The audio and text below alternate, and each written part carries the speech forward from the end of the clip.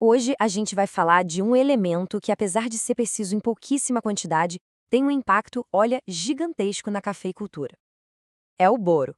Muitas vezes ele é o verdadeiro herói anônimo, aquele nutriente essencial que acaba passando batido. Fica essa pergunta no ar. Pensa bem.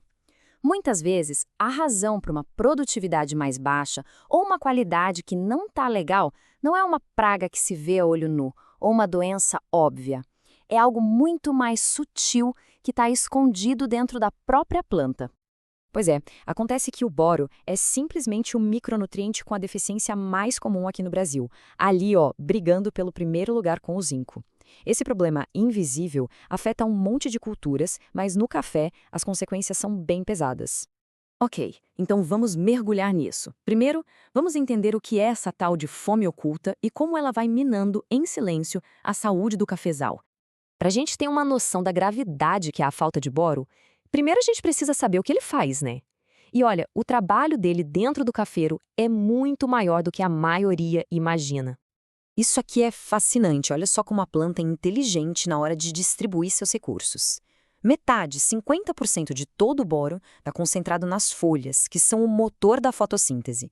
E logo depois, 20% vai direto para os frutos. Fica muito claro que a planta prioriza o boro justamente nas suas partes mais produtivas. Mas na prática, o que o boro faz? Bom, ele é tipo o arquiteto das paredes celulares, dando estrutura e força para a planta. Ele também atua como um controlador de tráfego dos açúcares, sabe? Levando a energia para onde ela é mais necessária. E não para por aí. Ele é fundamental para o sucesso da florada e em solos ácidos, como muitos que a gente tem no Brasil, ele ainda protege as raízes contra a toxicidade do alumínio. É muita função importante. Certo, já deu para entender a importância do boro. Mas a pergunta de US$ 1 milhão é: como identificar um problema? Agora, a gente vai aprender a ler os sinais que a própria planta dá. Antes de sair procurando o sintoma, tem uma coisa que a gente precisa entender e que é a chave de tudo. O boro é imóvel no floema do cafeiro. O que isso quer dizer? Basicamente, uma vez que ele foi parar numa folha mais velha, ele não consegue ser transferido para um broto novo. Fica preso ali. E é exatamente essa característica que vai dizer pra gente onde procurar os sinais, seja de falta ou de excesso. A consequência dessa imobilidade é bem lógica. Se está faltando boro, onde o sintoma vai aparecer? Nos tecidos novos, claro, com aquelas folhas pequenas, todas deformadas e até a morte das gemas apicais. Agora, se o problema for o contrário, excesso de boro, aí ele se acumula e aparece onde? Nas folhas velhas com aquelas bordas queimadas bem características. Fica fácil de diferenciar. Então, para fazer um diagnóstico certeiro, o caminho é bem direto.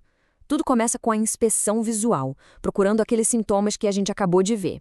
Depois, se confirma com uma análise foliar, para medir o que de fato está dentro da planta. E para fechar, se complementa com a análise de solo, para entender se o nutriente está disponível ali na raiz. E para essas análises fazerem sentido, a gente precisa ter metas, números claros. O alvo é manter o teor na folha entre 40 e 80 partes por milhão, os famosos ppm.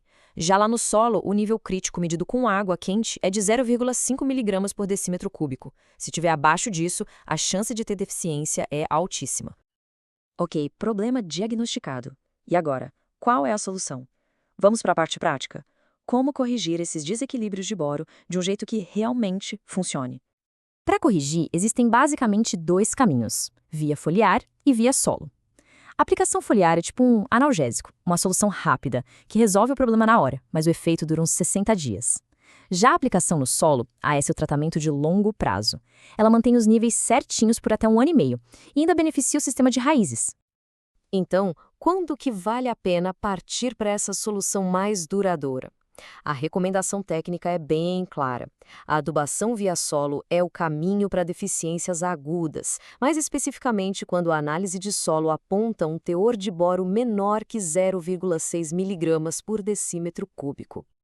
E na hora de escolher o fertilizante, a fonte dele também faz toda a diferença, principalmente por causa da solubilidade. Fontes como o ácido bórico e o bórax, por exemplo, são solúveis, liberam o nutriente bem rápido. Outras, como a ulexita, são insolúveis e vão fornecendo boro mais aos poucos. A escolha vai depender da urgência do caso e da estratégia de manejo.